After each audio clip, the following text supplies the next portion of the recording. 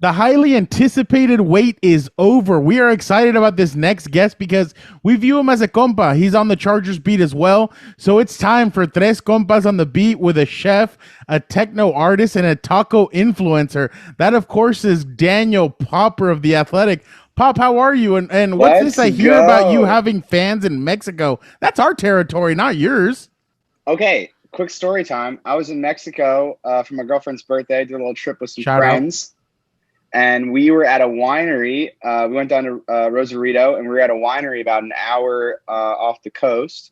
And we got a beautiful dinner at Artia, which is a restaurant at one of the wineries. Beautiful 5-course tasting menu, a little ceviche, a little fried scallop taco. It was phenomenal. And we're leaving, walking away, and all of a sudden I hear someone come over. Hey, are you Daniel Popper? Turn around. It's a fan. I'm like, yeah, I am Daniel Popper. Who are you? He's like, I'm an Athletic subscriber. I love reading your stuff, and I'm so happy to see you in Mexico. And so that's literally the first time I've ever been recognized in public, and it was down in Mexico. And this is why I am an honorary compa. That right there. Wow. Popper, Star. 5-course meal. Are you still at playing weight? Are you good, or did you come in a little bit overweight? You good? Yeah, I mean, I've been overweight since I graduated college, basically. So And some Working back on spasms too, right? Some back problems. back spasms, yeah. But I still can kick. Get me on that field. I still can kick it. So We'll talk about kicking later, Pop. We'll get to it, Popper. But Pop, we've been talking for months. You've been trying to get on Compas. We're going back and forth. We want to make the people wait for it because I know you're big time, as you know. A lot of fans in Mexico. I'm big time. You guys big time me. Telling me I'm a compa over and over again. I'm like, all right, we're with the bros. We're all compas. And I got to wait freaking 6 months to get on the podcast. What is this? Now that I think about it, Pop is an original compa, though. We made you wait, but you are an original. You can always have that in your resume. You started this with us, your Q&A. We blew up together. Yeah. Well, yeah. I was like, I thought I was like the first guest on the Q&A YouTube thing. And then here I am waiting. Uncle Joe Reedy gets on 2 times before I even get a single appearance. What is this? And you gotta wait, Popper. The last is better. You're like the main event. You gotta appreciate the wait. And now we're here, but Pop, we almost canceled. I'm being serious a little bit because you were going pretty hard at Fernando about Team USA beating Mexico. What was up with that? He was going hard at both of us. I don't care for soccer, but it kind of did piss me off a little bit. Yeah, hey, Pop, don't forget. He's doing it. Pop, don't forget. He was watching tracking and field. Get my takes off about U.S. soccer. On the rise, Mexico done in the CONCACAF. Never going to be the top team ever again. U.S. soccer World Cup champions 2022. Christian Pulisic is going to win the Golden Boot. The golden age of American soccer is here. Kings of North America. I'll take that bet right now. Christian Pulisic will not win anything. I'll take that bet right now. I do believe, though, Team USA is on the rise. Yeah. I do believe that Team USA is putting their right foot forward. They have players in Europe. They have good players in the MLS. Young players are starting to go over to soccer, and they're like, you know what? I want to be the next Lionel Messi, Cristiano Ronaldo, Pele. I want to be. Hopefully, don't go that Neymar route. He's talented, but there's some flopping issues there. But hey, it's working overrated. Yeah, so there's a lot of really good U.S. talent out there. So obviously Gio Reyna, like I mentioned, but there's and Pop told me this on Monday morning. The coach that's coaching out in the first American coach in Europe is Jesse Marsh. There you go. So there's a lot of excitement in the U.S. for it. I do believe that Mexico has not put their right foot forward the last few years. It's always play the European players. Don't let any of the Liga MX guys play or MLS. That's a problem. I think they need to try and get Carlos Vela back, try and get some of these guys back and hopefully be able to do something. But no, I agree with Pop. I do feel like the U.S. is on the rise. But that number 10, he's a little suspect in my book. But I agree with Pop president. in the general. He is the president of the United States. In general, I'm with Pop. The U.S. is on the rise, and they are coming. So you're forgetting a couple others. Zach Steffen, goalkeeper, backup goalkeeper at Man City. Okay. Sergio Dest plays for Barcelona. Come on. Well, no, I know. No, and there's a lot of really talented players all over the world or all over Europe that are American, and they're only 18. Oh, Weston McKinnon for Juventus. Kid's talented. He's getting to play with Ronaldo, Paulo Dybala. Oh, funny story about him, by the way. Weston McKinney was playing pickup soccer at Venice Beach like a couple weeks ago. Oh, really? So respect to him. Shout out Venice. That's awesome. I'll add one thing, though. So great rivalry, right? I feel like an underrated soccer rivalry in like the global landscape. Those games are always fantastic. Both teams play their asses off. It is absolutely so much fun to watch, so entertaining, and I give a lot of credit to Mexico because the games are always fantastic. It's going to be a rivalry for years to come. Maybe one day we should experience it in person, the three of us. I love Compas? It. I'd say Tres Compas to Stadio Azteca. It might be a little dangerous for Popper though in the USA outfit, so I don't recommend that. But and Popper, what they're throwing isn't beer, by the way. But enough soccer though, guys. This is an American football podcast. I like soccer here and there. I like the World Cup when it matters. I don't know about this Gold Cup, whatever that is. So let's forget that. Let's talk about real football, Popper. I know that you know football. You build, you say, a good brand knowing football. So you've done pretty well for yourself in the Twitter world. But I also know you like to promote very heavily. You're like a boxing promoter. You have a great story that came out, Rashawn Slater. And today it kind of lined up perfectly. Slater had a monster day on those one-on-ones. So kind of give me a breakdown what you saw from Slater. And, of course, plug the story. Right. So I'll start with the plug. So I wrote a feature on Rashawn Slater just about sort of his early high school years and sort of into college and sort of how he morphed himself into this Division I prospect through really hard work and determination. His father obviously was in the NBA for 9 years, and he took a lot of the lessons that his father taught him, but his dad really wanted him to be a basketball player, but he never really gravitated to basketball. He gravitated to football, largely because his older brother RJ did, but also because he was sort of infatuated with the physical element of it and all of the things about football that allow you to be physical that other sports don't really allow. So it's about that whole journey and how he turned himself into this type of player. And so go check that out. It's at theathletic.com/team/Chargers. And or you can go to my Twitter. If you don't subscribe yet, you can go to my Twitter, and if you click the link, get 50% off. So it's as detailed a story as you'll get on Rashawn Slater. That's how I'll phrase it. In terms of today, I mean, the three of us were sitting there watching it, and Gil and I were over there initially being like hoping to God that we were on the right sides, that the offensive line, defensive line, one-on-ones were happening over by us, and we had a little mini celebration when they came over to us because that's what we wanted to watch. We wanted to see Rashawn Slater go up against some of these great edge rushers that the Chargers have, namely Joey Bosa, but Uchenna Nwosu is no slouch either. And he got 4 reps. He went up twice against Chenna and dominated both of those reps. Went up against Kyler Fackrell, and really, I loved that rep because he got beat off the line of scrimmage because Kyler was standing and got a sort of a big jump off the line of scrimmage, showcasing that speed. But I loved how Rashawn Slater adjusted, and it sort of showed his spatial awareness and his ability to recover. And ended up winning that rep and sort of got Kyler Fackrell by the back shoulder and pushed him to the ground. And then, the heavyweight fight, Joey Bosa against Rashawn Slater in one-on-ones, the horn blows. Everyone knows it's the last rep. It's mano a mano. It's strength against strength. And Joey goes at Rashawn Slater and he just stands him up. And listen, we've both been to a lot of Chargers training camps, the three of us. I don't think I've ever seen a Chargers offensive lineman stand up Joey Bosa in that way before. And not just to say that, Rashawn Slater's dominating him on every snap. Joey's getting the best of him in 11-on-11 a lot. But to be in that kind of situation, high competition environment, and to stand up one of the best edge rushers, if not the best edge rusher in all of football in that manner, I thought was incredibly impressive. 100%. And Pop, real quick, in high school, his high school team did bad, right? Rashawn Slater's only won 6 games. Yeah, yes. I mean, I talked to a bunch of players that played against him in high school, guys that went on to play college football, and they played in the same conference division in Texas, in the Houston area. And they use words like guaranteed win. They used words like trash, on the record. I didn't put it in the story because I didn't think it was totally necessary. The picture was painted well enough. Yeah, but they won 3 games in Rashawn's entire career. And it's, a more affluent area. It's more known for its academics as a public school than it is as a football program. And you're playing in 6A, which is the biggest division in Texas, and you're playing against some really, really, really good high school programs. But despite that, Rashawn Slater stayed and played with his teammates. I think that's really indicative of who he is as a person. He's extremely fiercely loyal. And one of the lessons that his father taught him is like, don't point fingers, don't blame anyone else, just get better. Don't make excuses, right? And he had options to go play private school in the Houston area.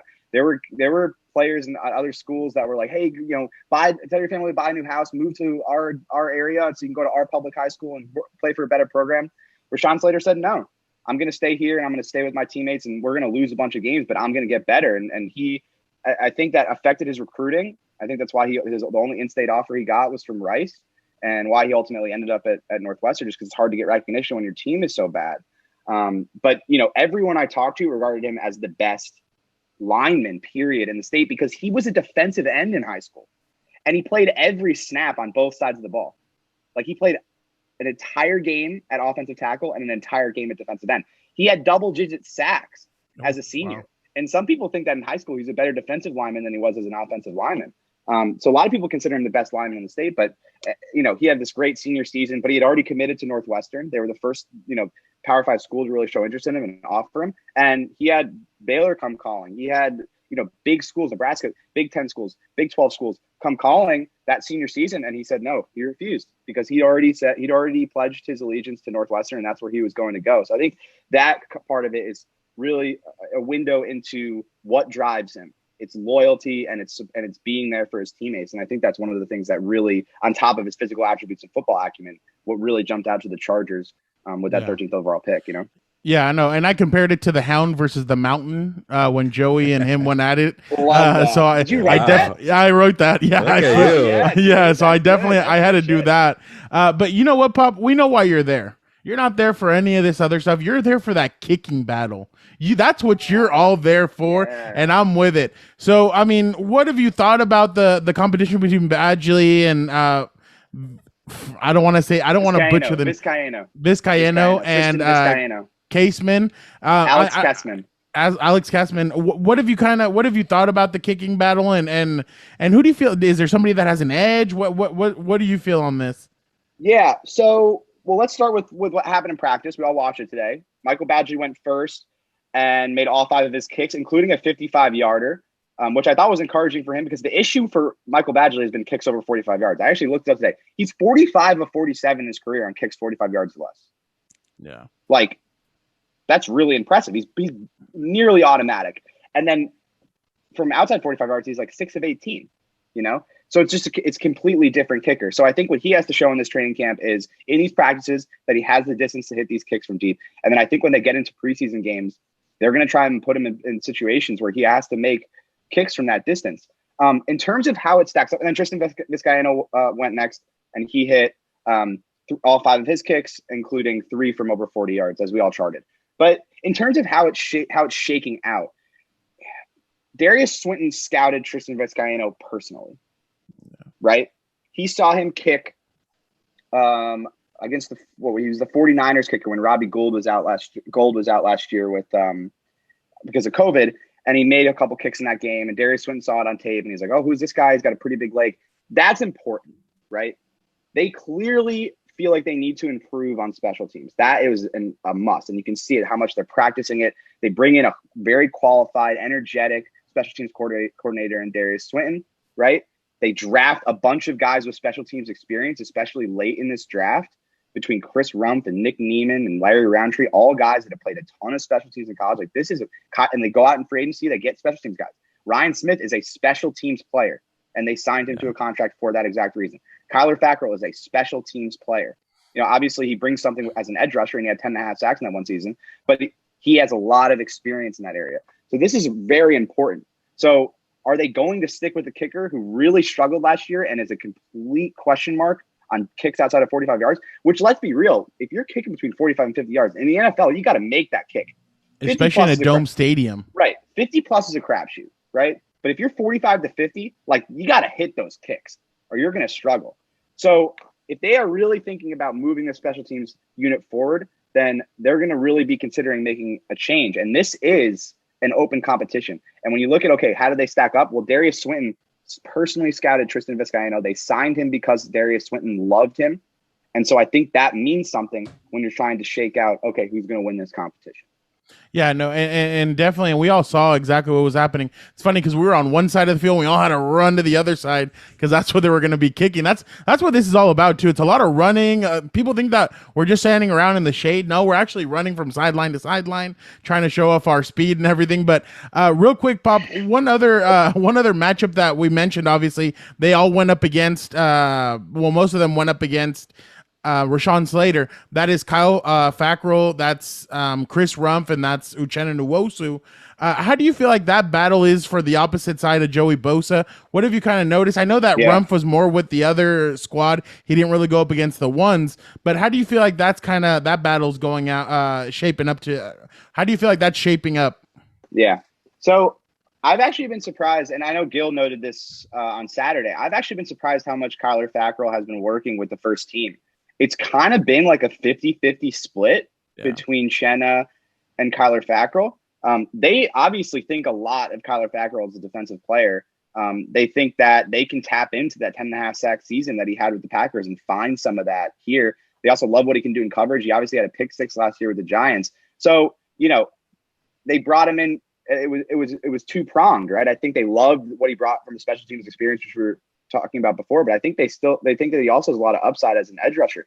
And I don't think this is a situation where, Uchenna Nwosu is going to be playing, 60-70% of the snaps. It seems like it's going to be a two-man rotation there opposite Joey Bosa, which I think is good because you need to keep Uchenna Nwosu fresh. He has an injury history. He's never really proven that he can play a lot of snaps because even when Melvin Ingram went out and he started playing those, higher percentage of snaps, right, he got injured. So I think durability is a little bit of a consideration here, right? And so I think those two guys are going to be rotating there. The one thing with Chris Rumpf, and we've all heard this from the coaches and even Joey Bosa, he's a little undersized, right? They feel like he needs to put on a little bit of weight, a little bit of muscle. So maybe he doesn't make that kind of impact on defense this year. But I think down the road, if he bulks up a little bit, they love his skill set. They love his makeup. They love the production that he had in college. I mean, he had a ton of sacks in college. I think he had close to 20 sacks in college, right? So, son of a coach, like all those things that the Chargers love, means he's going to learn quickly, means he's going to be able to grasp the defense. I think that you're going to have to wait a little bit before he makes a significant impact on defense, just because you need a certain amount of size in the NFL to be able to compete against these offensive tackles. But I think Chenna and Kyler Fackrell are going to be rotating there, at least from what I've seen. And I don't know if you guys agree. Yeah, Pop. But what stood out to me with Fackrell when I think it was it Brandon or no, it was Ronaldo Hill mentioned the versatility that he could drop back in coverage. Then I started looking more into him. Like he's only a 4th or 5th year guy. Play with the Packers, did pretty well with the Packers. Do you think having that versatility, especially in a kind of chaotic defensive scheme with a lot of disguises and formations, that could help out Kyler and kind of be an edge over Uchenna Nwosu? Absolutely. I think the more you can do in this defense, the better chance you have to play, and that applies to any position. I mean, you see how much they're moving these secondary pieces around. I mean, Mark Webb is a 7th round rookie, and usually with a guy like that, you're like, all right, here's your position, learn this position. They're moving him all over. They got him at safety, they got him in the slot, they got him at money backer, and they're throwing everything at him because that is what Brandon Staley prioritizes. It's versatility, because the more versatile you are, the more we can do to disguise, right? So that's why a guy like Kyler Fackrell is sort of, breaking into the first team unit, is because, okay, when we line him up at edge, he can get after the quarterback. He's at a double-digit sack season, but we also can drop him into coverage. So that versatility in that spot becomes really, really important. And I think that's why you're seeing him get these reps early on in camp. Oh, my bad. Yeah, no, definitely. I mean, it's getting interesting to see the way this is all shaping out. When you look at the one more position battle, and that's the third receiver, I mean, I know a lot of people Gil's are really favorite. wondering. Yeah, exactly. Gil keeps he keeps one eye on that. I was missing T. Billy today. I know. Yeah. It felt different, but when you look at Tyron Johnson, it feels like it's Tyron Johnson, Josh Palmer, Jalen Guyton. In my opinion, I feel like they're going to be mixing and matching these guys around so much. But how do you feel about that third receiver spot? I'll tell you what, Josh Palmer looks like a player. Yeah. Looks like a player. Caught 2 touchdowns today. And what the front office and what Tom Telesco and Brandon Staley said about Josh Palmer after he was drafted, right? You're seeing that come to fruition in the field. You're seeing strong hands. You're seeing precise route running. You're seeing the size and speed combination that made him really alluring. This is looking like a really solid pick. I mean, if he keeps playing like this, maybe they're not mixing and matching as much, and it's Keenan and it's Mike and it's Josh Palmer. The thing is, Josh Palmer and Tyron Johnson to me right now, they're the two guys after Mike and Keenan. And I think Tyron offers a little bit different of a skill set than what Josh Palmer offers. We'll see what happens. He's got a foot ankle issue. Doesn't seem to be serious based on what Brandon Staley said. But I mean, Tyron Johnson's making plays too, right? So maybe it's a situation where, okay, we want a speed element on the field as a third wide receiver. You bring Tyron Johnson in. And now we want more of a, bigger receiver, better route runner, better in short areas. Maybe can create some mismatches in the slot. Okay, then we bring Josh Palmer in. But to me, it's those four right now are the top four. And I think Jalen Guyton is battling his butt off for a roster spot right now. Like, let's be real about it. That's sort of where it's at. I mean, he was a favorite of the previous coaching staff. Obviously, the front office signed him as after he was an undrafted free agent. He struggled with drops. He had more drops in this camp. He made a nice play today, but if they don't keep 6 wide receivers, like that 5th wide receiver spot right now is a huge battle between Joe Reed, KJ Hill, and Jalen Guyton. And I'm not sure which way it's going to go because all those guys have made plays and all of them have had some, missteps and mistakes as well. Yeah, no, they've some of them have even dropped when they've done punt returns, kickoff returns. They fumbled it. They've lost control. So it's definitely it is going to be who can do the most. Is there a receiver maybe that could maybe jump out and maybe take these guys by surprise, like an Austin Prohl or something like that? What do you think? I like Austin Prohl, man. He had a drop today, but that was really his first mistake of camp. But sure-handed, great in short areas. He's shown some speed. He's shown some precise route running. I kind of like what he's bringing to the table, and they need a reliable punt returner, right? And I don't know if any of these guys are really reliable. I mean, KJ Hill was like back there because he could catch the ball, and then he had that massive muffed punt against the Raiders that basically led to that loss. I don't trust Jalen Guyton's hands. Tyron Johnson's a guy who might give you a more explosive element, but to me, Austin Prohl's been the most reliable guy back there.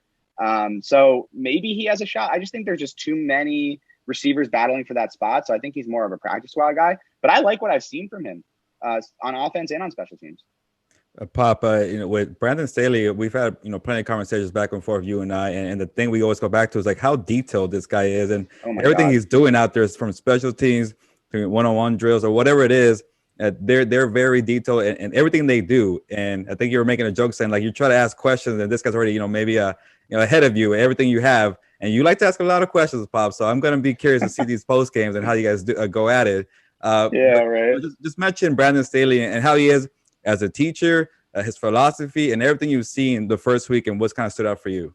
Yeah, he's just so involved with every facet of practice. Like, he's hands-on. And it's not like during special teams drills, he's taking a step back and he's just like sort of observing. Like, even today, Nasir Adderley ran down the field on kickoff and like squared up his body really well. And Brandon Staley's 7 steps on the field being like, hey, Nas, way to square yourself up. Sometimes you'll have your shoulder like this, but this time you really squared up. Like, that's like technique. That's like, like legitimately high level special team stuff that he's coaching to these guys. And he's not even a special teams coach, right? So I think that's the thing. It's like he has his hand everywhere and he's very knowledgeable about all of it. And then, you see it in the videos that the Chargers tweet out. We see it on the field. Just like every single play, he has a note to somebody. Like, he's never taking a play off. After every play, he's either saying something to Derwin James in the walkie-talkie or he's getting the guy that's coming out the field being like, hey, I want you to play it like this. And, that's what matters. Like, those little moments stack up. When you do that hundreds and thousands of times over the course of a season, all of a sudden you're getting improvement from everywhere. And we're seeing it. Like, Alohi Gilman was a complete non-factor last year. And I don't mean to be blunt about it, but that's just the reality of the situation. This guy's out there with the first team making plays. He had an interception today. Mark Webb, like we were talking before, a 7th-round pick. He has 2 interceptions in practice right now. Like, how many guys are going to be able to coach up a 7th-round pick to be playing 3 positions and making plays in their first training camp? And that's him reading the intercept. Mark Webb reading the interception, reading the play, and able to cut through and make the play.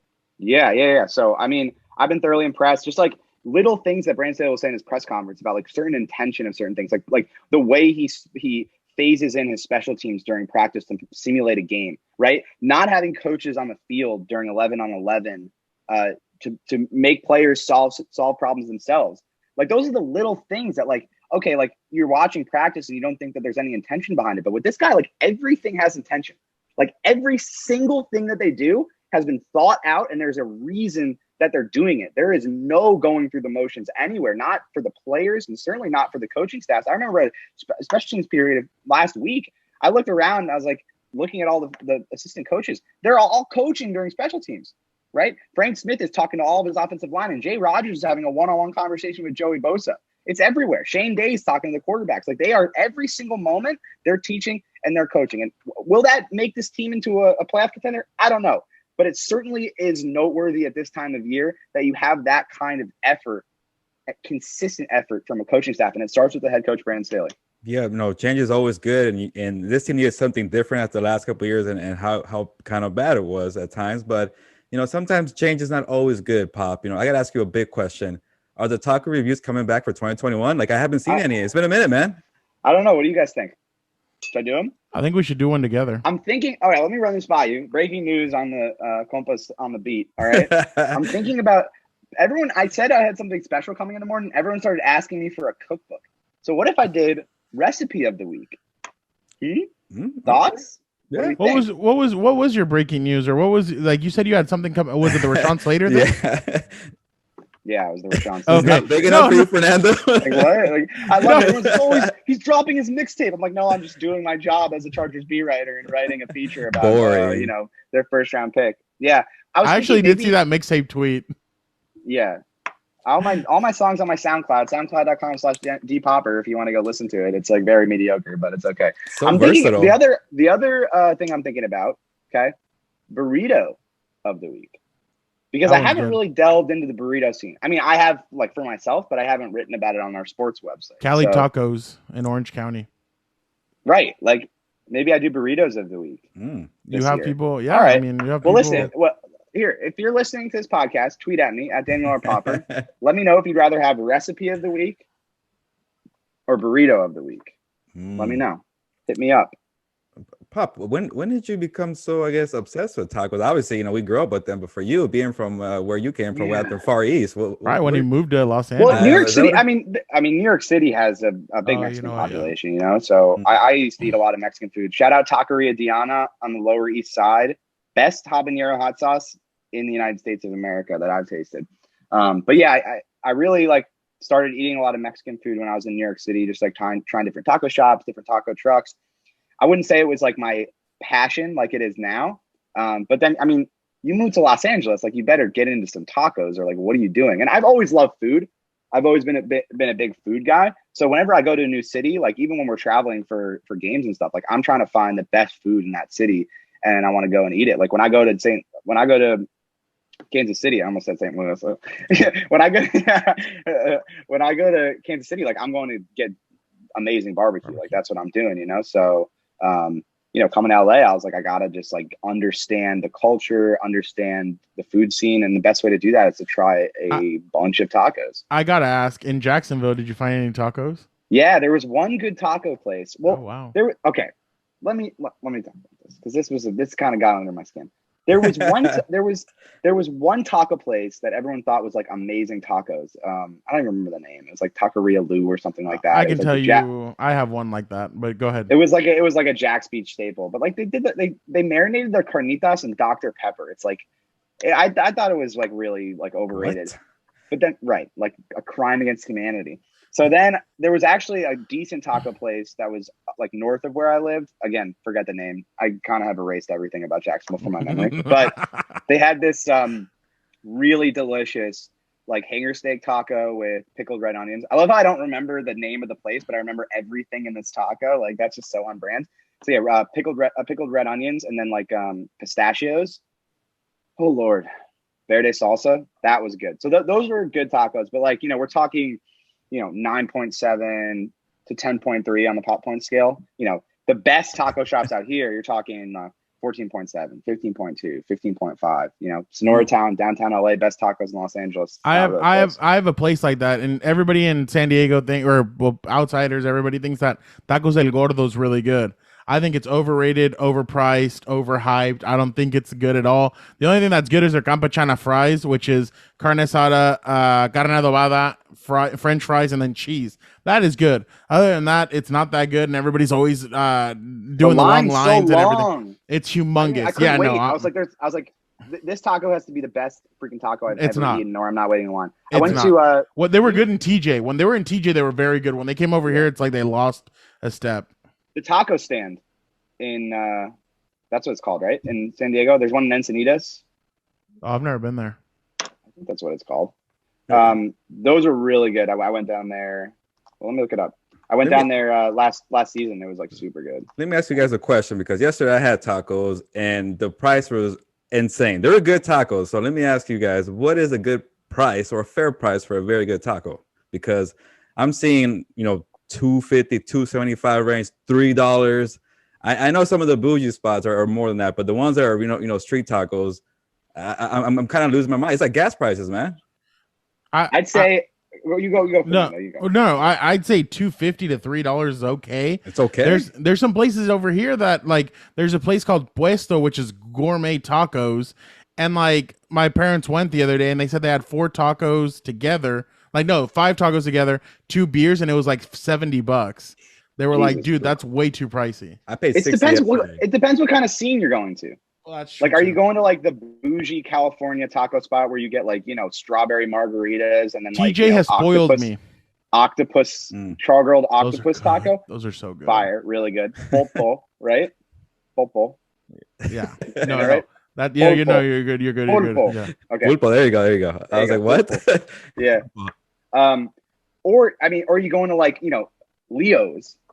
I mean, Leo's is $1.50. You get a great, you get a great al pastor taco with pineapple on top. Yeah, easy money. The frustrating part is that before the pandemic, they used to have the guy outside shaving it, and then he'd do like freaking cut the pineapple off the top. But they can't do that now because of the pandemic. So everything's inside the truck. So it depends. It depends what kind of taco place you're going to. I think anything over $2 for a street taco is simply outrageous. Okay, yeah, street tacos, yes. I agree. In a restaurant, like $2.53, I'm like, it's not that bad. But it just depends on the quality and like Pop said, what kind. It's funny. I've never really gotten tacos in LA. Like in LA, I'm like, para tacos en mi casa. So I definitely we should do that one day. The 3 of us should go out and get some tacos one day, because I haven't really touched tacos all that much in the LA scene, and I'm very interested, especially. Yeah, I ranked 19 places in LA, so you can go check that out. And we can pick out the ones we want. Yeah, like we should go to Sonora Town because it's great. It's like maybe before the joint, maybe before the practice on next Sunday. Yeah, well, it's like in Skid Row, so just like heads up. But it's like Sinaloa, that region, so it's like flour tortillas and then steak tacos. Ooh. I got this thing called a caramello. It's basically like a quesadilla, but it had it was basically quesadilla, but had like beans inside. So that was fire. That was so good. But their steak is like out of bounds. Sauces are amazing. You'd like guisados, Fernando. Oh, I like everything. Yeah. Guisados is like all stewed meats. Yeah. So like, No. I'm super down for all that. Yeah, like that's why I'm saying I'm pork, easy. Yeah. All right, we'll do it. Yeah, and Pop, you're forgetting the most important part. You know how to order in Spanish. So let's end with that and give us your order in Espanol before we leave. 3 al pastor tacos, por favor, compa. Perfect. Get that compa in there. Yeah. We love it. Anything else you want? Spanish I need to know. Anything else you want to get out? You want to say before we let you go and get back to doing the great work that you do for the Athletic?